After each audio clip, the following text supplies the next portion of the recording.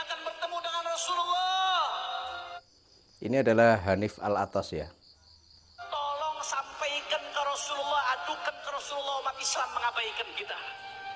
Adukan ke Rasulullah, umat Islam mengabaikan kita.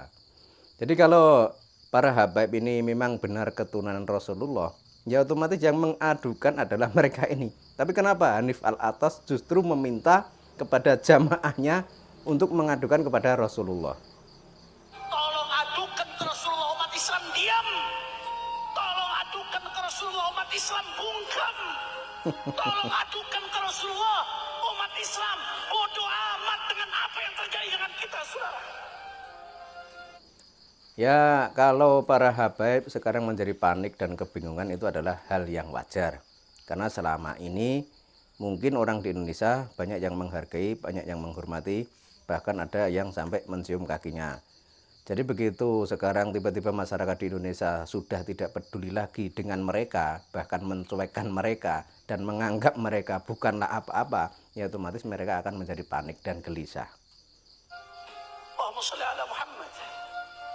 Allahumma shalli ala Muhammad. Allahumma shalli ala Muhammad. Ya ini ya. Jadi dalam lantunan sholawat ya sama dengan yang lainnya. Jadi sebenarnya itu kalau kita lihat apa yang dilakukan oleh habaib soal sholawat itu tidaklah terlalu heboh atau tidaklah terlalu hebat jika dibanding dengan kiai atau gus atau ustadz yang asli Nusantara.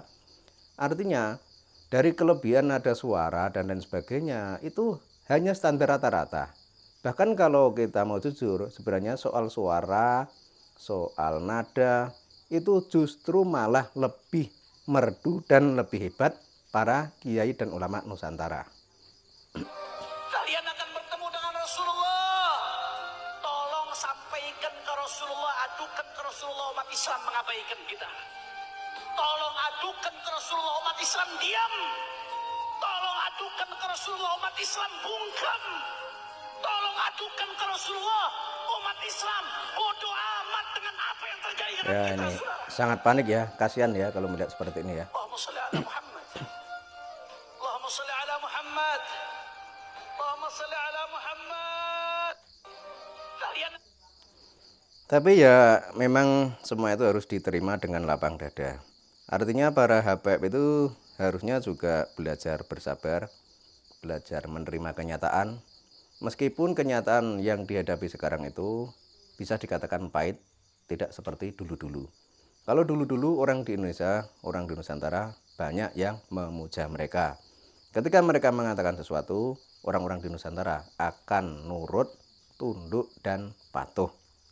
Tapi sekarang ketika semua terungkap bahwa ternyata para habaib tidak terkonfirmasi sebagai durian Nabi, maka kepercayaan masyarakat Indonesia terhadap habaib sudah luntur. Sehingga kalau sekarang orang Indonesia, orang Nusantara ketika bertemu atau menghadapi habaib cuma cuek saja, tidak begitu respon, yaitu adalah sebuah konsekuensi yang harus ditanggung oleh para habaib itu sendiri. Dan ini adalah sesuatu hal yang memang harus terjadi.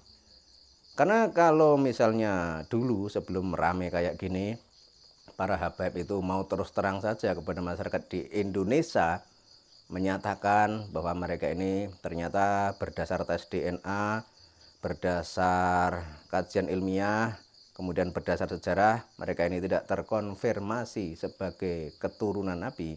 Mungkin waktu itu orang di Indonesia, orang di Nusantara akan menerima mereka dan akan memaafkan mereka.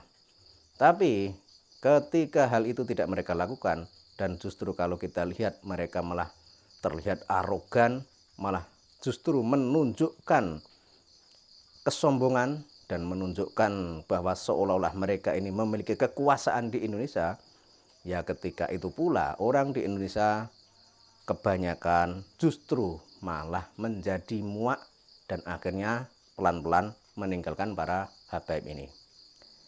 Dan kalau kita lihat juga apa yang dilakukan oleh Ketua Umum PBNU itu sebenarnya juga kontroversi. Artinya dia ini kenapa secara sepihak seolah-olah mendukung Mbak Alawi. Padahal menurut Kiai Haji Imaduddin Utsman Al-Bantani, kebanyakan petinggi Nahdlatul Ulama itu sudah tahu kalau Habaib tidak terkonfirmasi sebagai dzurriyyah Nabi. Tapi kenapa Gus Yahya selaku Ketua Umum PBNU justru hanya bungkam melihat kenyataan ini dan seolah-olah justru malah memihak Ba'alawi, dan secara tidak langsung juga kelihatan justru malah seolah-olah memusuhi orang yang membahas nasab Ba'alawi. Karena lama-kelamaan ya orang di Indonesia ini kan sudah tidak bisa lagi dibendung soal keyakinan, soal kepercayaan. Sebab sekarang ini di era digital, semua informasi itu bisa diambil dari siapapun, dari manapun, kapanpun. Sehingga ketika ada celah kecil yang digunakan oleh Ba'alawi untuk menyembunyikan siapa sebenarnya mereka, ya pelan-pelan semua itu akan terungkap dan terkuak. Sehingga masyarakat di Indonesia banyak yang mengetahuinya. Dan kembali ke video awal tadi, Hanif Al-Athos belum lama ini juga ikut acara demo di Jakarta. Tapi mertuanya, yakni Rizik Syihab, tidak kelihatan di sana. Menurut salah seorang orator, Rizik Syihab itu sedang di Mekah Al-Mukarramah. Jadi Rizik Syihab ini menyuruh anak buahnya untuk demo di Jakarta, tapi dia sendiri tidak ikut datang. Yang datang hanya menantunya.